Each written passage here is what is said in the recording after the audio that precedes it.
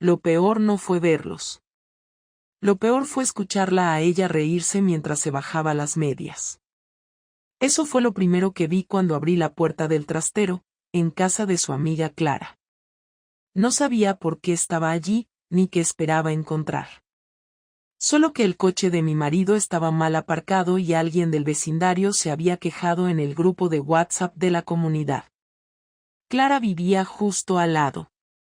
Y sí, sabía que estaban tomando algo esa tarde.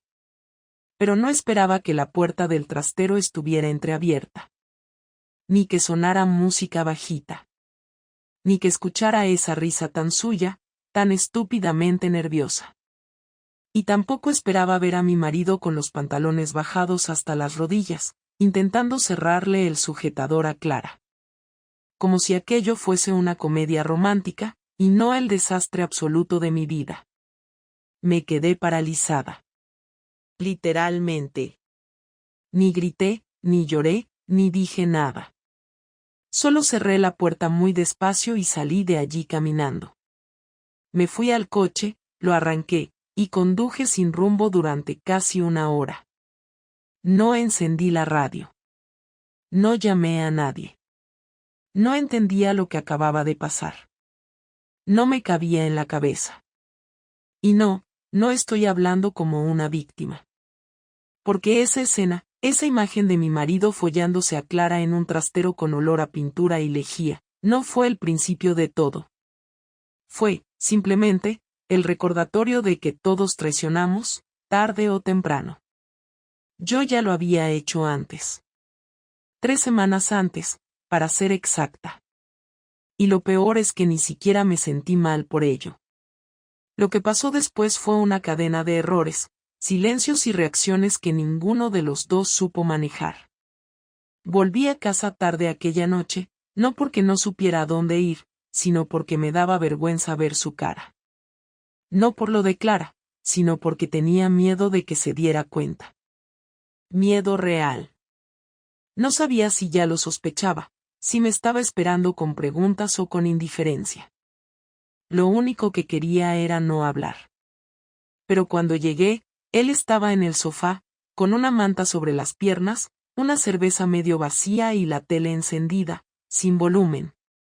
Me miró como si nada, con esa expresión neutra que siempre usa cuando no quiere mostrar si está enfadado o no. Me preguntó si me apetecía cenar algo y me ofreció calentarme una tortilla de patatas que había sobrado del día anterior. Le dije que no tenía hambre. Me duché, me puse el pijama, me metí en la cama, y ahí fue donde empezaron los silencios de verdad. No me abrazó. No se acercó. No preguntó. Y yo tampoco. Durante los días siguientes, todo se mantuvo igual. El desayuno a las 7, el café con leche con sacarina para él, la tostada con aguacate para mí. Ningún comentario. Nada sobre aquella tarde, sobre Clara, sobre su coche mal aparcado, sobre por qué volví sin decir nada. Nada. Silencio, como si hubiéramos firmado un pacto para no remover las aguas. Pero no éramos tan buenos fingiendo. No después de tantos años. El momento clave fue el jueves de esa misma semana. Yo tenía una reunión fuera de la oficina, en Las Rosas, así que salí más temprano de lo normal. En teoría, él iba a trabajar desde casa. Lo dejé tomando café, en chándal, con el portátil en la mesa del salón. A las 11 de la mañana, mientras esperaba para entrar a una presentación con uno de nuestros clientes, recibí una llamada de mi compañera Sandra. Lo cogí con desgana, pensando que sería algo del trabajo, pero no. Me preguntaba si todo estaba bien en casa. Le dije que sí, sin entender a qué venía eso, y entonces me soltó: es que he visto a Andrés en Malasaña hace una hora, solo, entrando en el bar donde trabaja tu amiga Clara. Me ha parecido raro, porque me dijiste que estaba teletrabajando hoy, ¿no? Sentí un nudo en el estómago. Asentí con la cabeza aunque ella no me veía, murmuré algo vago, y colgué. En el fondo no me sorprendía. No porque esperase que él se enfrentara a Clara, sino porque sabía que había algo que no cuadraba. Andrés no era impulsivo, nunca lo había sido, pero cuando se le metía algo en la cabeza, no paraba hasta entenderlo. Y yo había sido una completa idiota al pensar que podía mantener todo bajo control. La reunión fue un desastre. No pude concentrarme, no escuchaba nada, solo pensaba en si Andrés le habría dicho algo a Clara, en si ella habría confesado, en si ese encuentro significaba que ya lo sabía. Volví a casa con la ansiedad metida en el cuerpo, con el estómago cerrado, sudando frío, como si fuera a enfrentarme a un examen sin haber estudiado. Al abrir la puerta, lo vi en la cocina, preparando pasta. Me saludó sin ninguna emoción, y mientras escurría los espaguetis, dijo algo que me heló por dentro. ¿Sabes qué? Clara me ha dicho que lo vuestro no fue solo un beso. Que fue más de una vez. Que lleva semanas viéndote con ese tío. No me dio tiempo a reaccionar. No tuve margen para hacerme la sorprendida ni para negar nada. Lo dijo como quien enumera una lista de la compra, con una calma tan jodidamente calculada que supe que ya lo había digerido. Ni siquiera me miró a los ojos mientras lo decía. Solo seguía removiendo la pasta con el tenedor de madera, como si necesitara tener las manos ocupadas para no hacer otra cosa. ¿Qué más te ha dicho? Pregunté con una voz que ni yo reconocía. Que no fue culpa suya. Que tú insististe. Que tú empezaste todo. Que ella solo te siguió el juego, respondió, ahora sí mirándome, sin rabia, sin lágrimas, sin gritos. Solo con una especie de decepción resignada que me pareció aún peor. Me senté en la silla de la cocina, sin saber qué hacer con las manos. No supe qué decir. Todo lo que tenía preparado, cualquier frase de defensa o de contexto, se me borró. Y lo peor era que todo era cierto. No podía decir que Clara mentía. No podía negarlo, ni suavizarlo, ni disfrazarlo. Así que me callé. Andrés se sentó frente a mí, se sirvió un plato de pasta y empezó a comer. Yo seguía inmóvil, sin saber qué se suponía que tenía que hacer ahora. De pronto, volvió a hablar. ¿Quién es? Preguntó. No entendí la pregunta. ¿El otro? ¿Tiene nombre o solo era una distracción con cara? Tardé unos segundos en responder. No porque no supiera su nombre, sino porque decirlo en voz alta me parecía cruzar otra línea. Pero lo hice. Sergio. Se llama Sergio. Asintió, sin más. Masticó en silencio durante unos segundos, y luego añadió. ¿Sigues viéndolo? No. Desde hace días, no. ¿Lo dejaste tú? Sí. ¿Por qué? Porque me estaba volviendo una persona que no quería ser. Porque me estaba cansando de mentir. Porque estaba empezando a pensar que, en realidad, solo me gustaba cómo me hacía sentir, no él. Andrés terminó su plato, se levantó, lo metió en el lavavajillas, y sin mirarme, dijo. Pues felicidades. Ya eres esa persona que no quería ser. No contesté. Me quedé sola en la cocina, escuchando cómo se cerraba la puerta del dormitorio. Esa noche no dormimos juntos. Ni la siguiente. Ni la siguiente. No gritó. No rompió nada. No me insultó. No revisó mi teléfono. No me echó de casa. Pero el castigo fue más duro, me convirtió en una desconocida. Y eso me dolió más que cualquier bofetada. La confrontación real no fue esa conversación en la cocina, ni las frases medidas, ni el silencio posterior que se alargó como una condena. La confrontación llegó 4 días después, un lunes por la noche, cuando ya no quedaba energía para fingir normalidad y la casa se había convertido en un sitio incómodo, casi ajeno. Yo había pasado esos días intentando leerle el ánimo, midiendo cada gesto, cada movimiento, esperando una explosión que no llegaba. Andrés seguía yendo a trabajar, seguía cenando conmigo, seguía hablando de cosas prácticas, pero había algo ausente en su forma de mirarme. No era rabia. Era distancia. Esa noche, después de cenar, recogí los platos y él se quedó sentado en la mesa, sin levantarse, observándome con una atención que me puso nerviosa. Me pidió que me sentara. No levantó la voz. No dio rodeos. Me dijo que no quería seguir así, que no pensaba pasar semanas enteras viviendo con alguien a quien no reconocía, que necesitaba hablar de verdad, sin frases bonitas ni silencios cobardes. Me senté frente a él, con las manos apoyadas en las piernas, y asentí, porque sabía que no tenía margen para hacerme la fuerte ni la ofendida. Empezó preguntándome cuándo había empezado todo. No cómo, no por qué, sino cuándo. Le dije la verdad, o lo más parecido a la verdad que pude ordenar en ese momento, y le conté que no había una fecha exacta, que había sido progresivo, que primero fue una cercanía cómoda, luego conversaciones fuera de lugar, luego la sensación de que alguien me escuchaba de una forma que yo ya no encontraba en casa. Andrés me interrumpió. Me pidió que no adornara nada, que no usara palabras suaves para justificar lo que había hecho, que le dijera el día concreto en el que decidí cruzar la línea.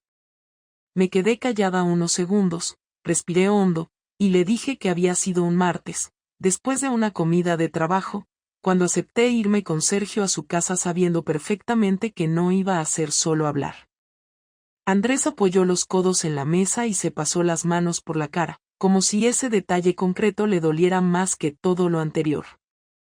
Me preguntó si había pensado en él en algún momento, si se me había pasado por la cabeza que estaba traicionando no solo a mi marido, sino a la persona con la que había construido una vida durante más de una década. Le dije que sí, que claro que había pensado en él, pero que en ese momento había sido más fuerte la necesidad de sentirme deseada, vista, importante. En cuanto pronuncié esas palabras, supe que había cometido un error. Se levantó de la silla de golpe, dio 2 pasos por la cocina y se giró hacia mí con una expresión que no le había visto nunca. No gritó, pero su voz salió cargada, dura, como si se estuviera conteniendo a la fuerza. Me dijo que estaba cansado de escuchar excusas disfrazadas de honestidad, que sentirse poco vista no daba derecho a mentir, a usar a otra persona como un parche, a volver a casa cada noche fingiendo normalidad mientras llevaba encima la culpa de lo que hacía fuera. Me dijo que si se hubiera sentido solo, aburrido o poco deseado, jamás se habría permitido cruzar esa línea, porque para él la lealtad no dependía del estado de ánimo, sino de una decisión diaria. Yo intenté responderle, decirle que no era tan simple, que las cosas se desgastan, que la rutina pesa, que a veces uno se pierde dentro de una relación larga, pero me cortó en seco. No me hables de rutina, me dijo. La rutina la construimos los dos. Y si te sentías perdida, podrías haber hablado. Podrías haberme dicho que ya no te bastaba lo que teníamos. Podrías haber sido valiente antes de ser infiel. Esas palabras me hicieron daño porque eran ciertas. No podía rebatirlas sin mentirme a mí misma. Bajé la mirada y noté cómo se me humedecían los ojos, pero no lloré. No quise. Le dije que tenía razón, que había sido cobarde, que había preferido la vía fácil en lugar de enfrentarme a una conversación incómoda, que había elegido el silencio y la mentira porque me daban una salida rápida. Andrés volvió a sentarse, más despacio, y me preguntó si había estado enamorada de Sergio. Negué con la cabeza casi de inmediato. Le dije que no había sido amor, que había sido una mezcla de ego, curiosidad y necesidad de escapar de una versión de mí misma que ya no me gustaba. Me preguntó si había sido mejor que él. No supe qué contestar. No porque la respuesta fuera complicada, sino porque entendí lo que realmente me estaba preguntando. Le dije que no era una comparación justa, que eran cosas distintas, y él soltó una risa breve, seca, que me dolió más que un insulto. Siempre hay comparación, respondió. aunque digas que no. Si te acostaste con él, es porque en ese momento te parecía una opción mejor que yo. Intenté acercarme, tocarle el brazo, pero se apartó. Me dijo que no lo tocara, que necesitaba espacio físico para poder pensar con claridad. Me explicó que llevaba días dándole vueltas a todo, revisando mentalmente momentos, frases, ausencias, intentando entender en qué punto había dejado de ser suficiente para mí. Me dijo que había hablado con Clara no solo para confirmar lo evidente, sino porque necesitaba saber si yo había sido la única traidora en esa historia o si todo su entorno se había convertido en una farsa. Le pregunté qué había sentido cuando lo supo. Se quedó callado un rato largo, mirando la mesa, y luego me dijo que primero incredulidad, después una sensación de humillación difícil de explicar, y finalmente una tristeza profunda, no solo por la infidelidad, sino porque se había dado cuenta de que yo llevaba tiempo viviendo una vida paralela sin contar con él. Ahí fue cuando me defendí, quizás demasiado tarde, quizás mal. Le dije que no había querido hacerle daño, que no había sido algo planeado, que todo se me había ido de las manos.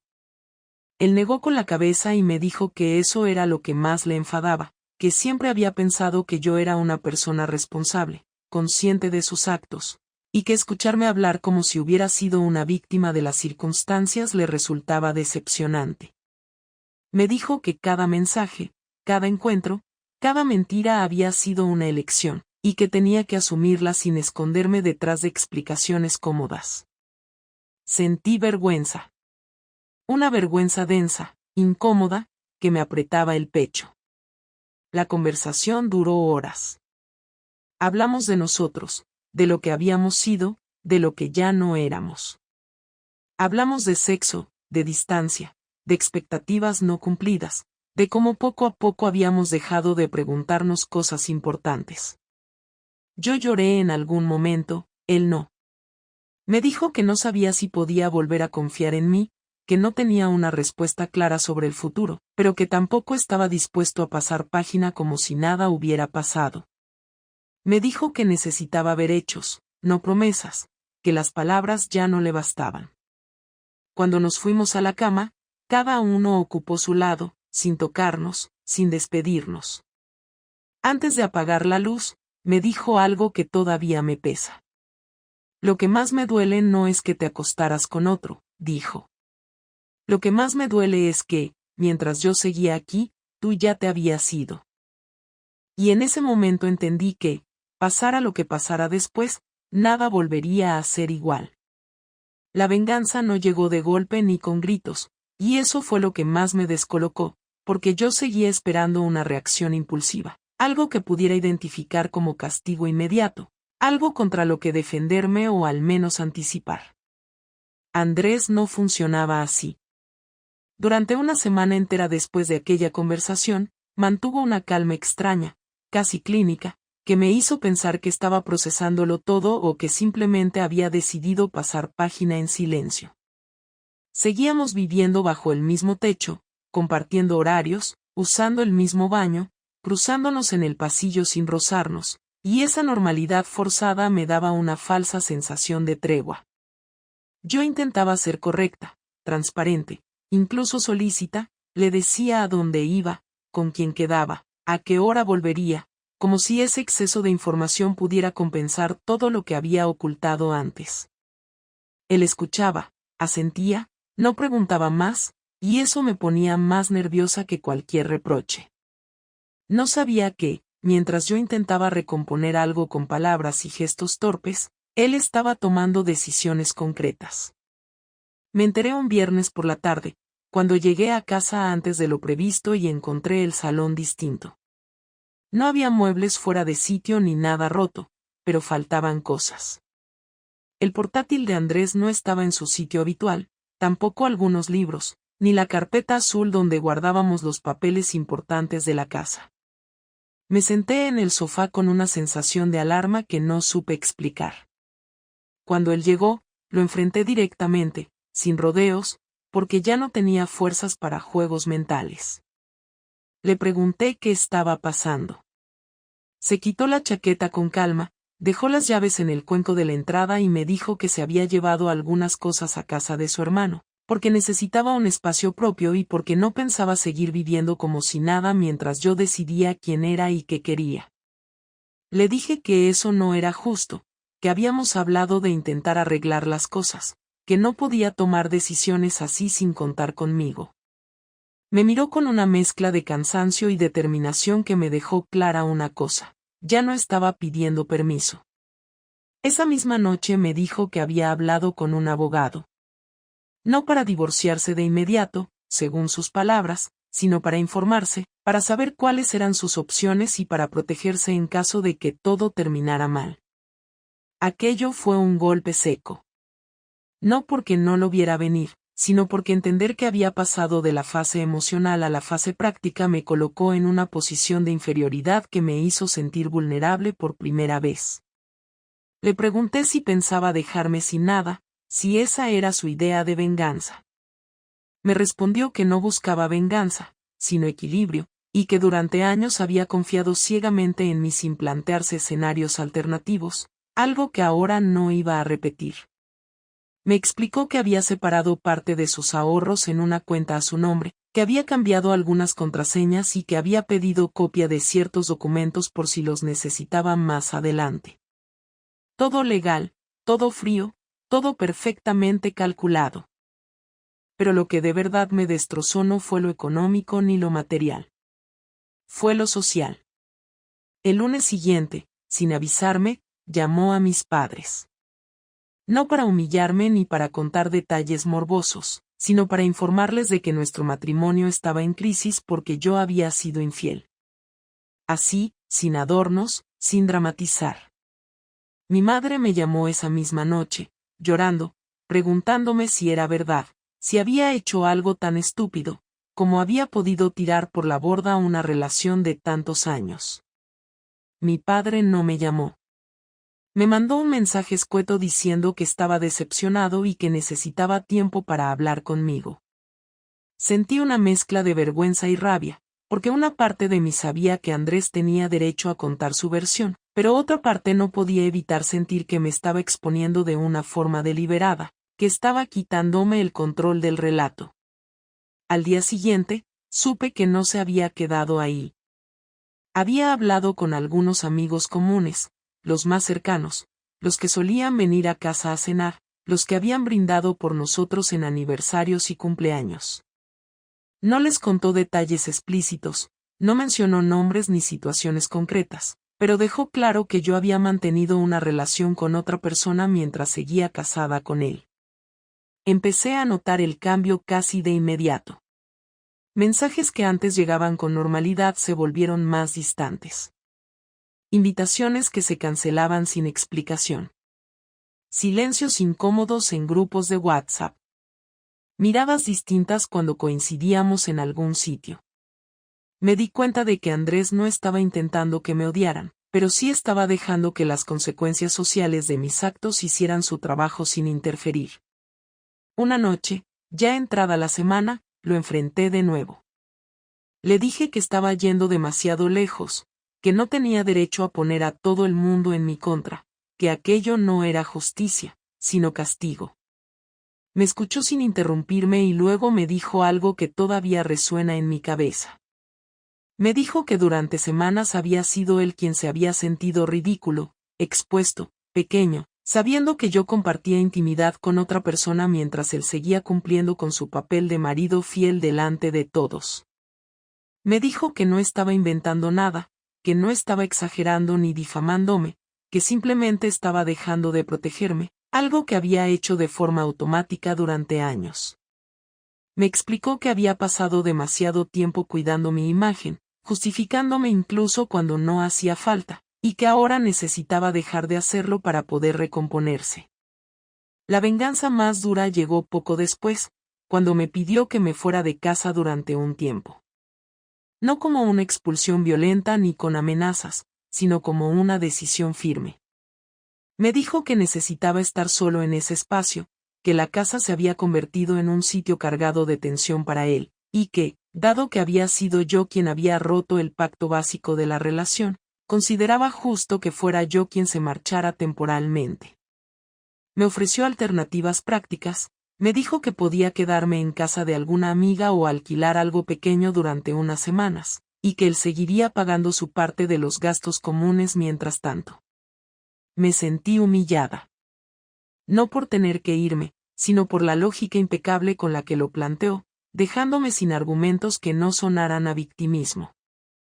Esa noche recogí una maleta con lo imprescindible y me fui a casa de Sandra. Mientras cerraba la cremallera, Andrés estaba en el salón, sentado, sin mirarme. Antes de salir, me acerqué a él y le pregunté si aquello le hacía sentirse mejor. Tardó unos segundos en responder. Me dijo que no disfrutaba de nada de aquello, pero que necesitaba recuperar algo que había perdido, y que ese algo era la sensación de control sobre su propia vida. Me dijo que no sabía si eso nos llevaría a una reconciliación o a una separación definitiva, pero que por primera vez desde que se había enterado de todo, sentía que estaba actuando en lugar de reaccionar. Me fui cerrando la puerta despacio, con una sensación extraña en el pecho. No era solo tristeza. Era el impacto de entender que la venganza no siempre es ruidosa ni inmediata, y que cuando llega en forma de decisiones claras, consecuencias reales y pérdida de privilegios, duele más que cualquier escena dramática. En ese momento, supe que ya no estaba jugando a ver si me perdonaban, sino enfrentándome a los resultados concretos de lo que había hecho. La última conversación no fue planeada ni buscada. No llegó como un cierre perfecto después del caos, sino que simplemente ocurrió, sin aviso, en un martes cualquiera, cuando ambos parecíamos demasiado agotados para seguir estirando una situación insostenible. Yo llevaba 15 días fuera de casa. Me había instalado temporalmente en un piso pequeño que una compañera del trabajo me había prestado porque se iba de viaje. Vivía con lo justo, dormía mal, trabajaba sin ganas y respondía a los mensajes como si todo me diera igual. Lo peor no era estar sola, era saber que esa soledad me la había ganado a pulso. Durante esas 2 semanas, Andrés apenas me escribió. Solo mensajes puntuales sobre pagos, cosas del banco o cuestiones prácticas relacionadas con la hipoteca. Yo, por mi parte, intentaba no buscarle. No por dignidad, sino por miedo a encontrarme con un muro más frío del que ya conocía. Pero necesitaba hablar. No podía seguir evitando la realidad, no después de lo que había provocado. Le escribí un mensaje sencillo, directo, sin adorno. Le pedí que me dijera cuándo podríamos hablar con calma, sin reproches, sin rodeos. Me contestó en la tarde, diciendo que podía pasar por casa al salir del trabajo, que estaría allí a partir de las 8. Esa fue toda la conversación. No me preguntó si estaba bien, no mostró señales de querer reconciliación, ni siquiera usó un tono amable. Solo me dijo la hora. Yo llegué a las 8:05, nerviosa, tensa, con la garganta seca. Tenía miedo de lo que iba a escuchar, pero también sentía que ya no podía postergar más lo inevitable. Andrés me abrió la puerta sin expresión en el rostro. Estaba vestido con ropa de estar por casa, el pelo mojado, probablemente recién salido de la ducha. Me hizo un gesto con la cabeza para que pasara y se sentó en la mesa del comedor como si me estuviera esperando para firmar un contrato. Yo me senté frente a él, respiré hondo y le pedí que me escuchara hasta el final, que no me interrumpiera hasta que terminara de hablar. Le conté que sabía que me había equivocado, que no venía a pedir perdón con lágrimas ni a hacer promesas absurdas, que ya no esperaba que las cosas volvieran a ser como antes. Le dije que había hecho daño, que había sido egoísta, que había mentido, que había actuado como una persona que no quería ser. Le confesé que desde que me fui de casa no había dormido una noche entera sin despertar a mitad pensando en lo estúpido que había sido todo. No le hablé de arrepentimientos abstractos ni de sufrimientos románticos, le hablé de lo real, de las conversaciones vacías con mi madre, que aún me hablaba sin querer mirarme a la cara, de los mensajes de amigos que se habían esfumado, de los silencios que había tenido que tragar en el trabajo cada vez que alguien me miraba de forma distinta. Le hablé de la incomodidad de estar en un sitio que no era mío, de vivir de prestado, de sentir que no pertenecía a ninguna parte, ni siquiera a mí misma. Andrés me escuchó en silencio, con las manos entrelazadas sobre la mesa, sin moverse. Cuando terminé, no me dio una respuesta inmediata. Se tomó su tiempo. Se levantó, fue a la cocina, volvió con 2 vasos de agua, me ofreció uno y se sentó de nuevo. Lo bebí como si llevara horas sin probar líquido, aunque solo era ansiedad. Luego habló. Me dijo que no estaba seguro de nada. Que había momentos en los que pensaba que podríamos reconstruir algo, empezar de nuevo desde otro sitio, con otras reglas, y otros momentos en los que le parecía una idea absurda y forzada. Me confesó que había días en los que me odiaba y otros en los que me echaba de menos de una forma que le cabreaba consigo mismo. Me explicó que no confiaba en mí, no en el sentido paranoico de revisar teléfonos o imaginar escenas, sino en el sentido profundo de no saber si alguna vez podría volver a apoyarse en mí como antes. Me dijo que la imagen que tenía de nuestra vida se había roto y que lo que quedaba ahora era un terreno extraño, lleno de escombros. Le pregunté si pensaba que merecía una segunda oportunidad. No insistí, solo pregunté. Él me miró con cansancio, no con desprecio, y me dijo que no sabía si merecer era la palabra adecuada. Me explicó que no veía esto como un premio o un castigo, sino como una decisión práctica. Que una parte de él quería intentarlo, pero no por romanticismo, sino porque creía que era posible que 2 personas que se habían hecho daño pudieran encontrar una forma de seguir adelante, si se hacían responsables de todo. Me preguntó si yo estaba dispuesta a convivir con la culpa sin convertirla en una excusa. Le dije que sí. Me preguntó si pensaba cortar completamente con Sergio, incluso si él volvía a buscarme. Le respondí que eso ya estaba hecho, que no había vuelta atrás, que no quedaba nada de ese capítulo, que solo había sido una vía de escape para huir de problemas que no quise enfrentar. Volvió a quedarse en silencio. Luego dijo que no sabía si quería vivir conmigo otra vez, que esa decisión no la iba a tomar en una sola noche, pero que sí quería tener más de una conversación como esa, que necesitaba probar cómo se sentía hablando conmigo sin querer huir. Me preguntó si estaría dispuesta a seguir viéndonos así, sin la obligación de definirnos, sin poner etiquetas inmediatas, solo sentándonos a hablar una vez por semana, cara a cara, como adultos. Le dije que sí. Me ofreció una silla en ese proceso, no un lugar privilegiado, no un papel fijo, solo una oportunidad de estar presente sin invadir, de aportar algo sin exigirlo. Le di las gracias. No porque fuera un regalo, sino porque entendí que eso, viniendo de él, ya era mucho más de lo que merecía. Me pidió que no me mudara todavía, que siguiera fuera de casa unas semanas más, para que pudiera pensar sin que la convivencia forzara decisiones. Acepté. Me ofrecía ocuparme de cosas prácticas que él no quería atender en ese momento, como el mantenimiento del coche, la revisión del seguro, y él no se opuso. No fue una reconciliación, ni una tregua sentimental, fue una negociación despacio, una muestra de que aún podíamos hablar sin destruirnos. Cuando me fui esa noche, no hubo abrazo, ni despedida emocional. Solo nos vemos la próxima semana y un leve asentimiento con la cabeza. Al llegar al piso prestado, me tumbé en el sofá sin encender la luz. No lloré. No me sentí feliz. Pero por primera vez en mucho tiempo, no tuve la sensación de estar cayendo en picado. Fue la primera vez desde el comienzo de todo que sentí que algo podía moverse, no hacia atrás, no hacia lo que habíamos sido, pero tal vez hacia un sitio diferente, aún sin nombre.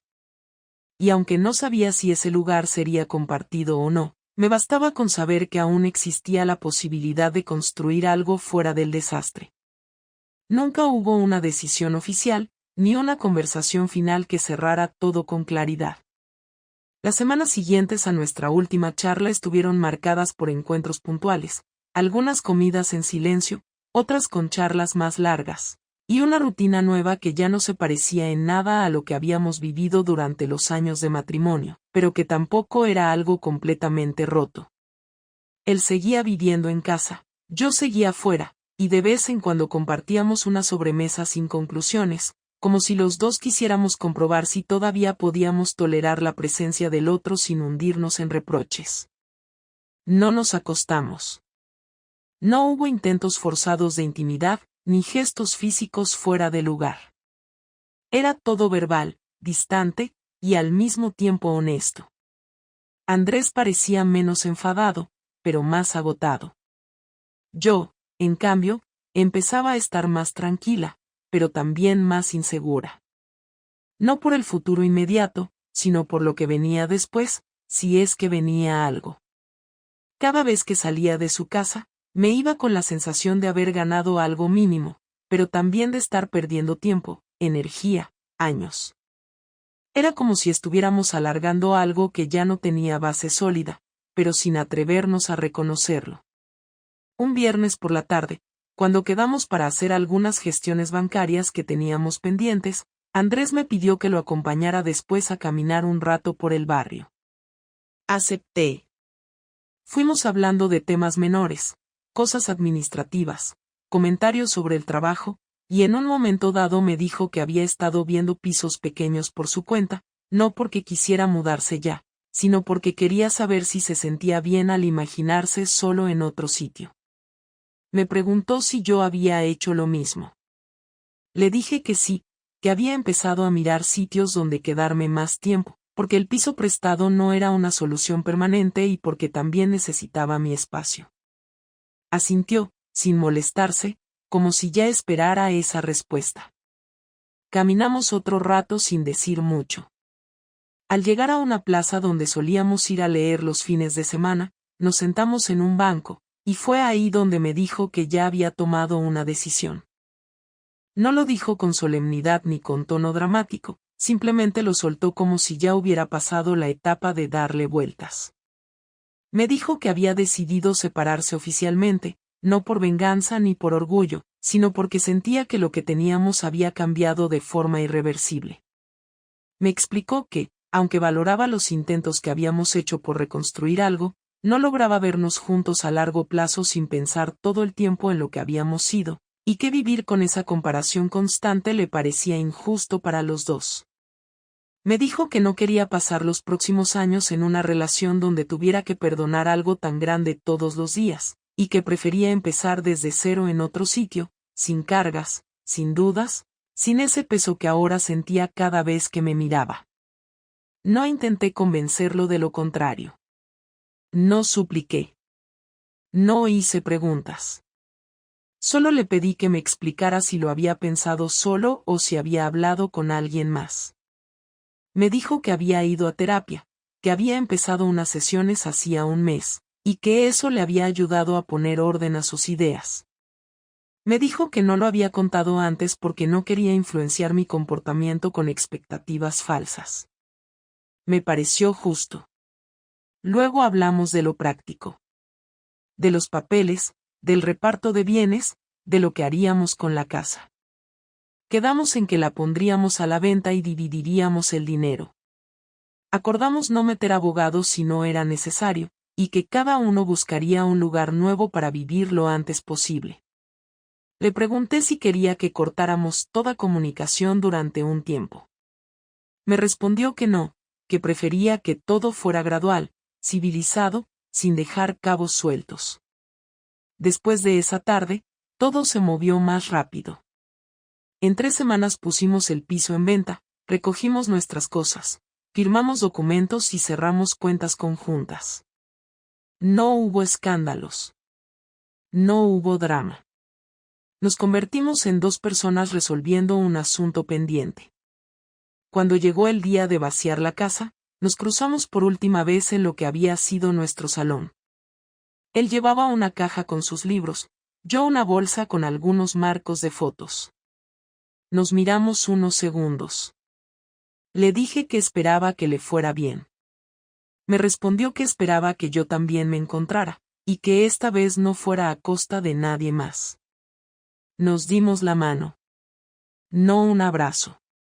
Una despedida sobria, como entre conocidos que se desean suerte, pero que saben que no volverán a cruzarse mucho más.